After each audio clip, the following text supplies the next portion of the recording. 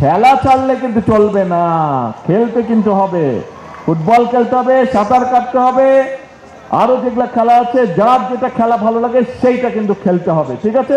আর তোমাদের মধ্যে ওই যে একটু আগে বললাম, যে গান করতে চায়, যে মিউজিক ইনস্ট্রুমেন্ট বাজাতে চায়, যে রং করতে চায়, যে ছবি আঁকতে চায়, যে ক্রাফট প্রতিযোগিতা করতে চায়, সবগুলোর ব্যবস্থা ইনশাল্লাহ আমরা করবো। কাজে তোমাদের কোনো ভয় নাই, তোমাদেরকে কনফিডেন্ট বাচ্চা হিসেবে, কনফিডেন্ট মানুষ হিসেবে তোমাদেরকে বেড়ে উঠতে হবে। আর একই সাথে তোমাদেরকে এক্সপার্ট হতে হবে। প্রত্যেকটা ছেলে, আমি যেরকম ছোট ছিলাম, আমি যখন মেকানো সেট নিয়ে খুব খেলতাম, এটা বানাতাম, ওটা বানাতাম, অনেক জিনিস বানাতাম। তোমাদেরকেও কিন্তু এরকম জিনিস বানাতে হবে। তোমাদের প্রত্যেকের মাথায় অনেক বুদ্ধি, কাজেই তোমাদের বিভিন্ন জনকে সেটারও আমরা ব্যবস্থা করব। এই যে কয়দিন পরে এই ঢাকা জেলার হয়ে গেল সারা বাংলাদেশে, কয়দিন পরে ঢাকায় চিনমৈত্রীতে একটা অনুষ্ঠান হবে, ইনোভেশন একটা প্রোগ্রাম হবে।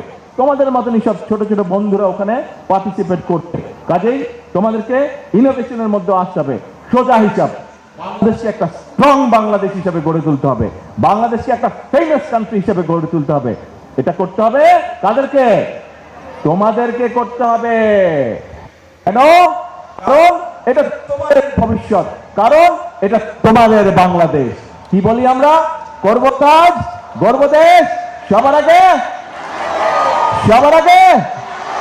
শুনতে পাই না, সবার আগে, সবার আগে বাংলাদেশ।